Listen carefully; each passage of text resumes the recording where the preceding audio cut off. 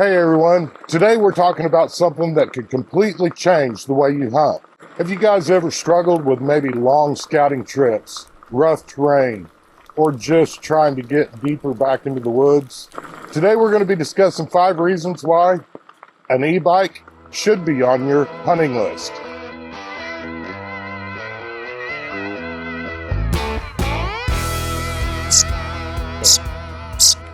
If you've ever been out in your Jeep or your four-wheel drive truck and you've gone down some of them sketchy roads, you'll know exactly what I'm talking about. Some of them places you're wondering, am I even going to have a place big enough for me to turn around and get out of here without having to back all the way out? That right there is a prime example of why I believe the e-bike would be an asset for your hunting as well. You can save on the wear and tear of your vehicle with the goal of trying to get out deeper into the woods without straining and killing yourself and or your vehicle. The e-bike is another perfect solution. One of the biggest challenges we face when we're talking about public hunting specifically, and even some fishing spots for that matter. So you could use the word interchangeably and put in fishing instead of hunting when we're talking through this video. Maybe you've located something that you believe to be a great hunting spot, perfect funnel, whatever. You've had your truck, your Jeep, or some other means to get there, especially with the public land.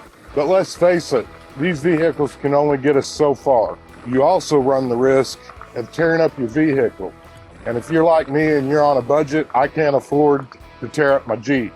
It's the only vehicle I really have.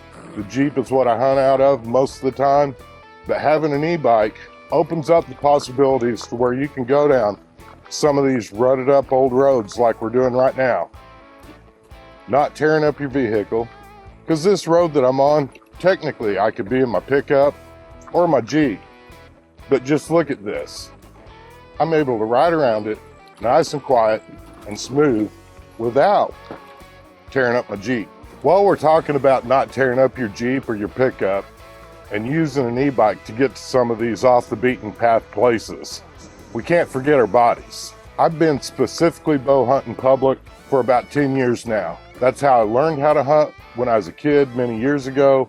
Me and my dad hunted public, and then we had private land that we leased for many years. I got tired of seeing the same thing, so I wanted to go hunt some public, give it a try, just to see some other stuff, to the point that I gave up my lease and I no longer even have it anymore. But just like these roads right here that we're driving over, rutted up, not tearing up the Jeep, we also need to consider the fact that having an e-bike, it can help you. It's less wear and tear on your joints and your body.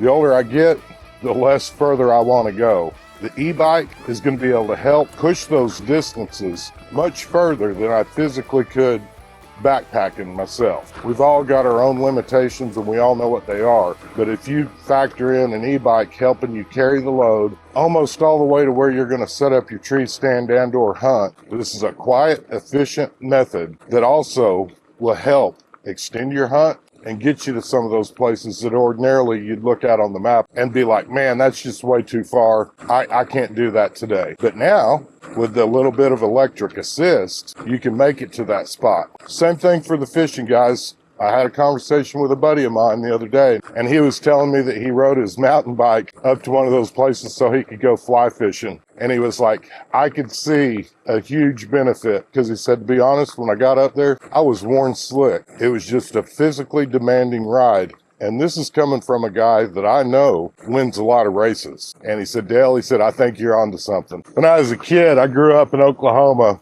and Oklahoma used to put out a atlas, and it's a paper map of all the public hunting lands there in Oklahoma. And you could do your best to try to look over these maps, and it was a pretty good sized map. Let's just say a 15 by, 20 or whatever. It's a pretty big sized booklet. One of the game changers for that over the recent years has been Onyx. And it doesn't matter. We're going to use the word Onyx. You could be, I just heard a deer snort. That's awesome.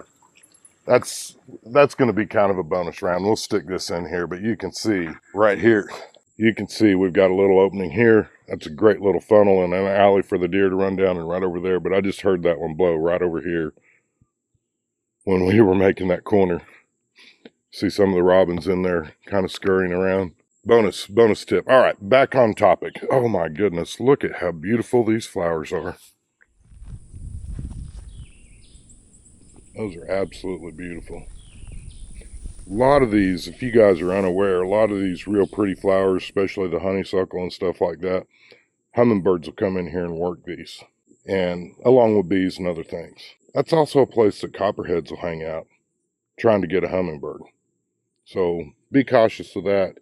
Any of your honeysuckle looking type flowers or whatever, always be cautious around them, because that's an excellent place for copperheads. Okay, where was I? Sorry about that. I get excited. But onyx, you can find a lot of places. I mean, even out of state. It was difficult at best growing up using the paper maps to try to find good places to hunt, and your best way to do it, and even with onyx, your best way to do it is still boots on the ground. But you can cover so much territory on onyx, and you can find a lot of these places that are off the beaten path much easier. And now with the e-bike, it's going to make it a lot easier. Even if you just go in and scout, whether you're hunting or not, you can go in and scout those locations off much quicker, be much more efficient. Everybody, and I don't care who you are, even if you're retired, we've only got so many days that we can be out in the field. And if you can maximize your efficiency when you're in the field, whether that be being able to scout 20 or 30 miles real quickly on an e-bike, to me, that makes it a great asset. Using onyx can help you kind of pick out some spots or even cross off spots. And now that you've got wind direction and everything else that'll pop up at your tree stand, you can actually kind of determine the route that you want to take, and you're no longer limited to, hey, the shortest route. Because with an e-bike, you could go a mile out of the way real easy without hurting or straining or wearing your body out to get there. And you've maximized your efficiency with the e-bike simply by taking maybe a longer route because of the wind direction.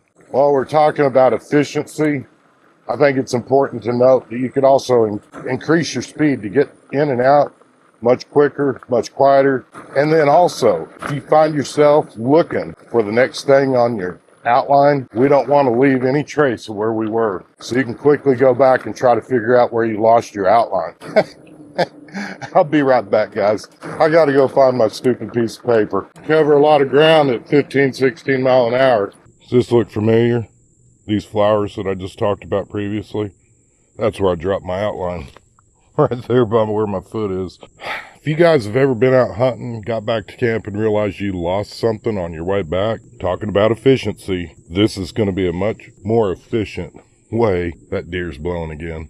It didn't run off, and we've made a full loop. This is going to be much more efficient than hiking back out there looking for your flashlight, your lighter, whatever other thing you might have left out in the field. Again, maximizing efficiency is huge because we're all limited by time. Time's the only thing that we can't purchase more of. This hill don't look like it, but it's about a 12% grade.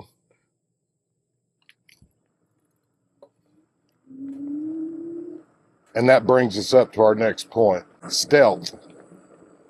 We're going to talk about stealth in two different lights this morning. One of them being the most obvious. This is very quiet way to get back into the woods. I've got several videos posted where I'm riding up on deer. They're not just bolting out. I can tell you from experience, a lot of these roads that we're riding back here, I've ridden dual sport motorcycles back here numerous times, and maybe 1 out of 10 trips will I actually see a deer. I'm seeing deer consistently every time I come out here. So you do have the stealth factor. I've even given you guys some tips in some of the previous videos, and this being an example right here. Listen to how noisy this gravel is.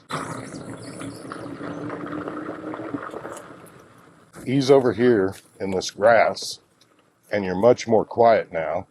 A lot less quiet than the gravel. But here's something else to think about. A lot of the places that I hunt, specifically public land and out of state, if your vehicle's gone from camp, people know you're not at camp. The second thing is if they see your vehicle parked at one of the public hunting parking places, they can pretty much deduce where you're going to be hunting at. And if you're consistently coming back to camp with game, which is the whole objective of this deal, is so we can harvest stuff, help offset the grocery bill. But when we're talking about stealth, think about this for a second. You leave your truck, your Jeep, or whatever at camp, and you ride off and you go to some of these remote areas on bike, there's a lot less people that's going to have any idea where you're hunting, especially if you're going to some of these off the beaten path places to hunt. Because with the bike being legal, you can legally ride it up and down any of the county roads or whatever road access you have out there. And a lot of your public hunting areas where you can no longer drive your vehicle, you can now take your e-bike on roads very similar to what we're riding right now. I've already mentioned the benefits of the big fat tires, being able to go through these gravel roads, muddy areas, and especially the sand, because the sand is killer at one of the places that's my favorite place to hunt in the world.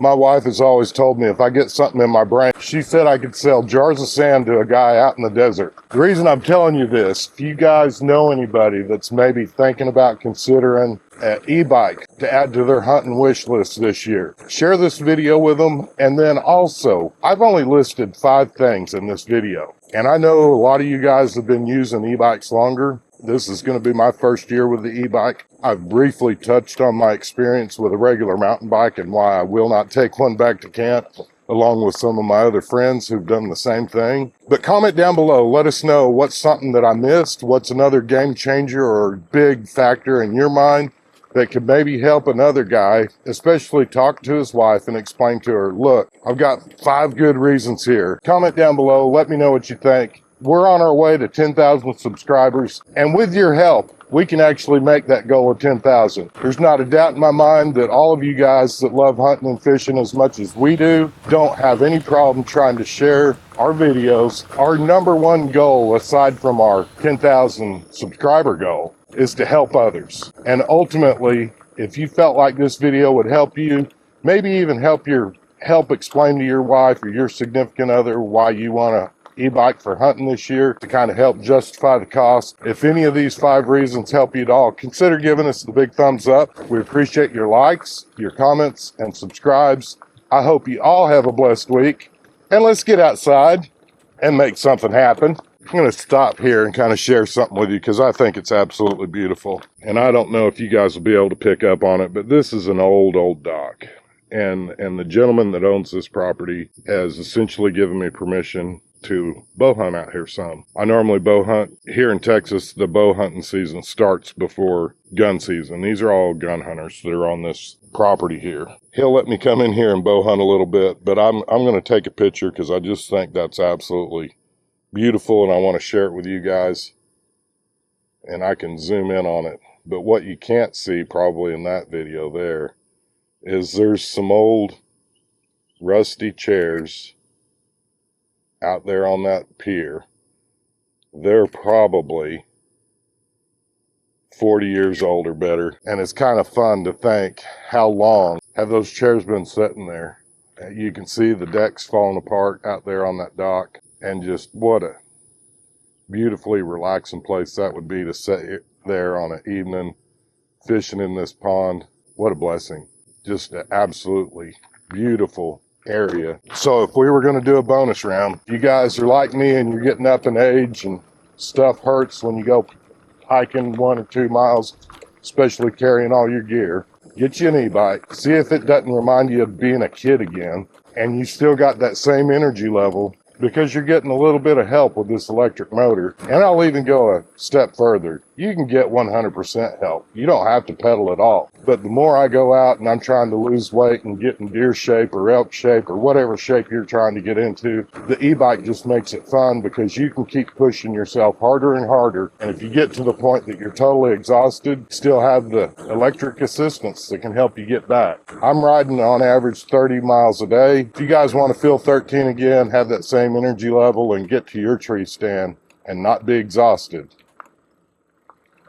you're getting that added benefit to go further, look at different things, look at the scenery better. E-bikes open up that opportunity.